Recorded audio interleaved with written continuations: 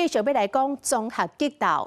過去伫台灣一直被看作是冷門的運動，甚至被打就暴力有爭議性的標籤。一直到最近這幾年來，隨着比賽制度化、產業化，這項競技才慢慢打破着民眾刻板的印象。而這個背後，是一群人長期努力付出的成果。像台日透證連軍12年的青柳克明，以及投入到道館經營到培育新人的李玉生，因唔那是現役的選手，嘛是擊鬥界指標性的人物。因的成長過程是一段鼓舞人心的奮鬥史，嘛代表台灣擊鬥的新面貌。因用熱情甲堅持，拍開世界舞台，嘛為後一代的選手開拓新局。台灣擊鬥王，咱做伙來看因的故事。誰來挑戰都可以，對，反正敢打我就敢打。我在台灣沒對手的。台灣的格鬥選手的確是沒辦法養活自己，因為你是真的喜歡這個運動，就算別人給你錢，你也會做下去。台灣的選手其實也不弱，只是我覺得就大家就缺少一個動力跟一個舞台。希望台灣格鬥市場之後就越來越好，然後我們台灣的後輩這些小朋友長大之後可以為國爭光。本土強者申溪鎮小生李玉生。很興奮，很興奮。準備的如何？身體狀況？一切良好，一切良好，很有信心，沒有問題。雷神犀牛特別。今天身體狀況如何？今天身體狀態超好，應該是1分鐘內解決吧。對今天比賽有信心嗎？1000%，沒問題的。那對對手喊話？拭目以待。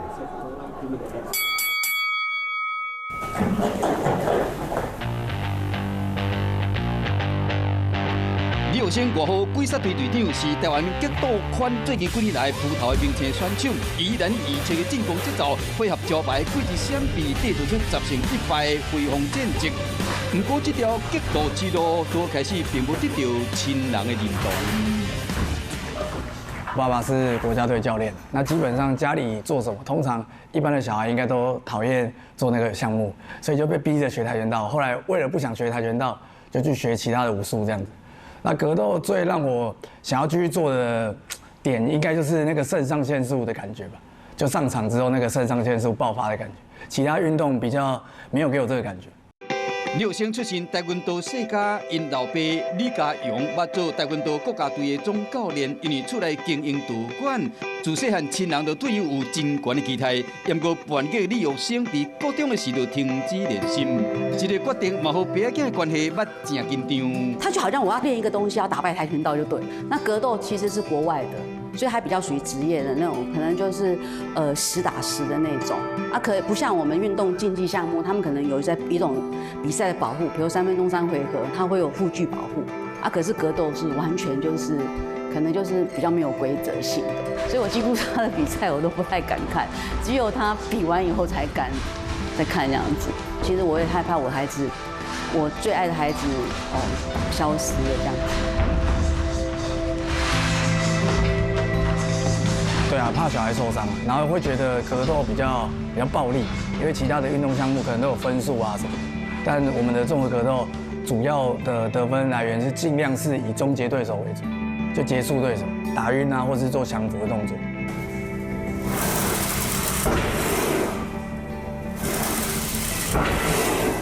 他裂解的傷比較嚴重，就是鎖骨斷掉，之前被那個館長，大家最有名的館長摔斷，還有肋骨。練柔術的時候也是自己把它弄斷，然後最近比較嚴重，它就是腳裂耳啊，就摩擦出來的。嚴重的傷比較少，都是小傷。我覺得格鬥選手暫時來還很帥，但是希望不要發生。肉體痛痛對李玉生來講只是小可代志，真正會感覺未順的是台灣也未成熟的擊鬥環境。伊嘛要迷茫，懷疑家己敢是應該擱堅持落去。台灣的格鬥選手的確是沒辦法養活自己。我當初練格鬥的時候，我沒有想着我要用格鬥賺錢，我沒有想着，我就單純喜歡這個運動而已。因為大部分的選手都蠻窮的，很辛苦，然後報名要自己出錢，然後受傷要自己出錢，訓練也要自己出錢，然後綜合格鬥這個項目又是要練很多，比如說拳擊、踢拳、泰拳、柔術。很多項目，所以他們的學費其實是很高的，然後加上養身體、健身這些東西，所以經費一定是缺的。再來就是訓練環境。在現實壓力定定塔塔的情形下，李友星在27歲迄日當陷入人生的低潮，強要失去對格鬥的熱情。訓練一停就是3冬，對李友星來講，大概若產生退休意念的瞬間，攏是伊甲家己心理的對抗。一直都想放棄啊，每天練的時候很累的時候都想放棄啊。其實很久以前我有退休過一段時間，那段時间都没有練，是後來就是一直很想打，就想回擂台上去打比賽。出來打的時候就開始覺得，現在大家都進步了，我勢必需要繼續訓練。玉生跟2023年，李友星入選綜合格鬥國家隊，穿台灣的戰袍出征亞洲錦標賽。這擺國際舞台磨練，嘛會對台灣格鬥選手的實力有全新的體驗。還沒比之前會覺得我們台灣是不是一定會輸給別人？後來打的時候發現，其實台灣的選手很多很厲害，因為其實第1屆跟第2屆，我們台灣人都有在亞錦賽拿到金牌，所以台灣的選手其實不會輸給別人。希望台灣格鬥的市場之後就越來越好，然後我們台灣的後輩這些小朋友長大之後可以代表國家去為國爭光。李友星在擂台頂拍出家己的一片天地，並且創立道館，一步一步得到親人的認同甲支持。因老母承認講，看到後生為格鬥全力以赴的模樣，為多開始的心痛甲唔甘，到即馬充滿驕傲。基本上這種苦不是每個人能吃的，所以我覺得蠻佩服他的，就有點崇拜他這樣子。我每次看他在比賽、在練習的時候，我覺得他那種酣暢淋漓、那種不顧一切的那種感覺，哇，覺得他是武術的，好像是在我心目中的武俠豪傑就對了。曾經面對少年反擊的後生李家勇，感覺充滿無奈甲煩惱。今擺伊唔但全力支持李友星的格鬥之路，並且對後生未來充滿期待。我們教育部最高的體育獎章國光獎章1等3級，我希望能夠送給我的兒子李玉生，因為格鬥現在列入亞運了，我也希望他未來在亞運或是更高層級的比賽，如果有機會進入奧運的話，他也可以拿到國家的最高榮譽。一般人提到格鬥，想到的都是衝撞與暴力。不過，對於青牛科迷來說，它是一種態度與堅持。今天就讓我們跟着青牛一起領略格鬥的真實樣貌。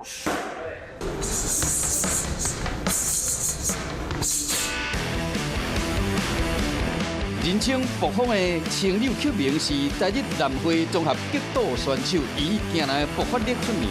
大家若出拳，攏互對手措手不及。過擺征戰國際舞台的青柳克明，以唔驚死的精神甲絕對的實力，奠定了伊本身在台灣格鬥圈的代表性的地位。我覺得格鬥帶給我很多，就是在心理上面有給我很大的信心。因為其實我自己本身是比較沒有什麼自信的人，然後我自從開始練習格鬥之後，大概練到半年之後，人生參加第一場比賽，然後那時候是在台灣辦的散打比賽，然後那時候很幸運的拿下了冠軍。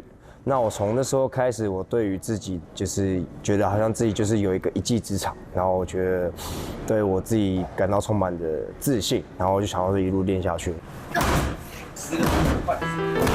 打格鬥不只是就是要會出力，其實一定要會去觀察對方的動作，然後甚至可能要去模擬一些戰術啊之類的。對，因為我們要為了贏得勝利，所以其實打格鬥跟其實像那種下圍棋啊、象棋那種，其實也是其實要靠頭腦，只是我們是頭腦再加上還要靠一些身體的運用。對，所以其實格鬥並不是一件單純暴力的事情，它是帶着很本能的美學在裡面。青柳克明16歲就開始加入極道訓練，當時台灣極道風氣並不是行，嘛會對未來充滿憂慮。其實我剛開始練的時候，那時候連一個綜合格鬥的協會都沒有，對，所以其實我們那時候最怕的事情是沒有比賽這件事情。從我大學的時候，就是台灣的綜合格鬥協會終於成立了，那時候開始有一些比較正式的賽事開始舉辦。但是在疫情的時候，就是所有的比賽都不能辦，然後我們甚至可能訓練都不能練。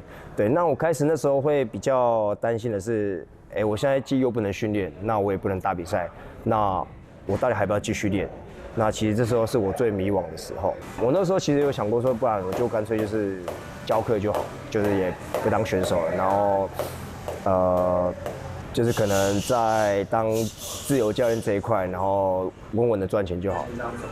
然後夠的時候1、2防守再1、2、3、4。疫情期間，青柳克明面臨前所未有的低潮，不過對着極度的熱情並無消退。伊原希望在擂台頂繼續打拼，嘛期待會當以自身的力量推動台灣極度的發展。跟我同時期一起就是出來打比賽的，其實很多人都退休了。台灣的格鬥如果要盛行起來，我覺得首要的第一件事情就是要讓台灣的選手、職業選手要變得更多。那我覺得大家就要開始成為去帶動這個熱潮。假設如果我退休之後，我會想要成為一個推廣綜合格鬥的推動者，那我可能也會想要去成立一些賽事的部分，那讓台灣的資源變得更多，讓台灣的選手可以參加更多的賽事，對，而不是還要到處去求別的國家，然後讓我們好像看起來很可憐一樣。對於青柳克明這款一流的選手來講，在台灣伊強要無實力相當的對手，不過伊原不斷苦練，無希望在職業生涯留下遺憾。我在台灣其實也在這個量級可能也沒什麼對手，對，所以那時候一直在期待的時候，可不可以打進國際市場。然後那時候就是接到ONE的 offer 的時候，我是既緊張但是又很興奮，然後因此為了這場比賽，然後全力投入。第一次那個ONE的出道戰就拿下 KO 勝利，是讓我蠻意外的，對，但是也是很開心自己的努力，然後得到了這樣的結果。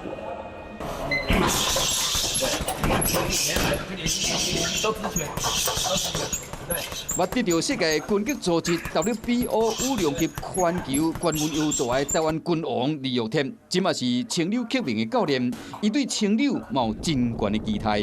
他是在綜合格鬥圈裡面一個非常有實力的一個選手。第一，身體素質非常的好，再來就是他的爆發力非常的好，所以我覺得這是他最大的優勢。我是蠻相信他在未來是可以有很好的成績的。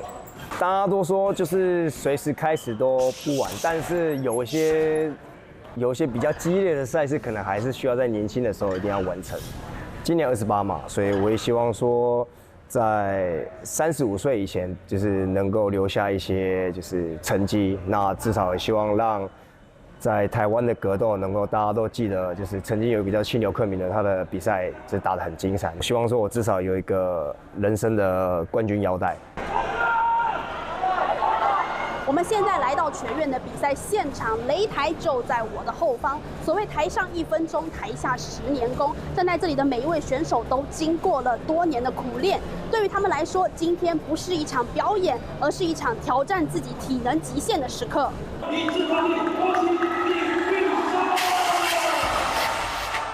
現在覺得最痛的地方是哪裡？最痛脯脛骨，我有一個腳踢他的時候，他提膝擋我，有踢到脛骨，那個蠻痛的，這明天應該會蠻不舒服。那下一步想挑戰什麼？想跟誰打嗎？其實講真的，我這輩子也沒交戰過誰，我就覺得，就是只要是厲害的我都喜歡。我希望所有的比賽都可以堅持下去，然後一直做，然後推廣台灣所有的格鬥運動員。上台好像還沒有流到汗就結束了，但是不過能享受這麼多舞台，我也蠻開心的。你剛才說1分鐘 KO？有1分鐘嗎？有1分鐘嗎？還是1分鐘再快一點？下一步想挑戰什麼？或者想跟誰打？在台灣嘛，台灣誰來挑戰都可以。对，反正敢打我就敢接。对，只是好好練一下。我在台灣沒對手的，你會是誰呢？我期待一下。在極度的世界中，每一擺出拳，每一擺倒落去，攏是對體能甲意志極限的反覆突破。雖然極度在台灣依然是算冷門的運動，不過因依然意料不凡的實力甲永遠無要放棄的態度，在世界舞台頂寫出屬於台灣極度的新篇章。